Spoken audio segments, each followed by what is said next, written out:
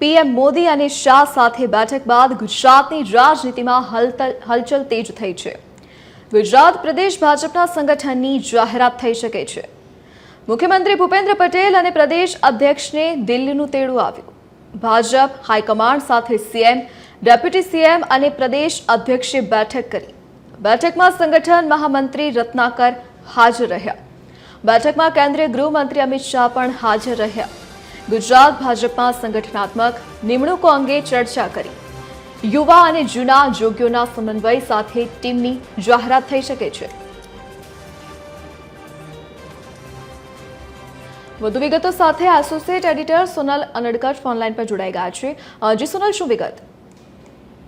જી, Delhi high command તરફથી મુખ્યમંત્રી, નાયબ મુખ્યમંત્રી અને પ્રદેશ ભાજપ અધ્યક્ષને તેડું મળતા દિલ્હી ગયા હતા અને ગઈકાલે દિવસ દરમિયાન તેમની વચ્ચે બેઠકોનો દોર ચાલ્યો હતો।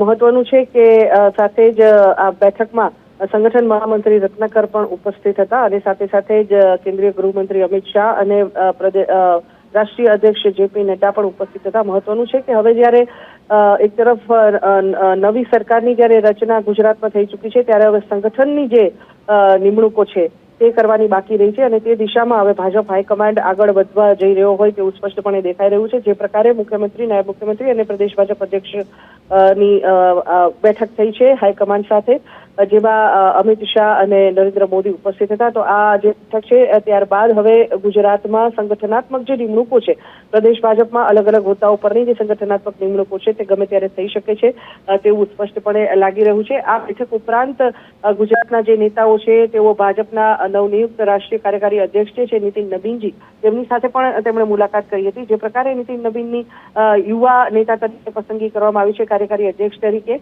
તો તે વાત સ્પષ્ટ કરે છે કે હવે જ્યારે ગુજરાતનું ભાજપનું માળખું જાહેર થવા જઈ રહ્યું છે તેમાં પણ યુવા ચહેરાઓને પ્રાધાન્ય આપવામાં આવે અને સાથે સાથે જ અનુભવી જે જૂના નેતાઓ છે સમાવેશ કરવામાં આવે તેવું હાલના તબક્કે લાગી રહ્યું છે અને તેના આધારે જે સંગઠનાત્મક નિમણૂકો છે તે ગમે ત્યારે જાહેર થઈ શકે છે આ બેઠક બાદ તેવું હાલના તબક્કે લાગી રહ્યું છે।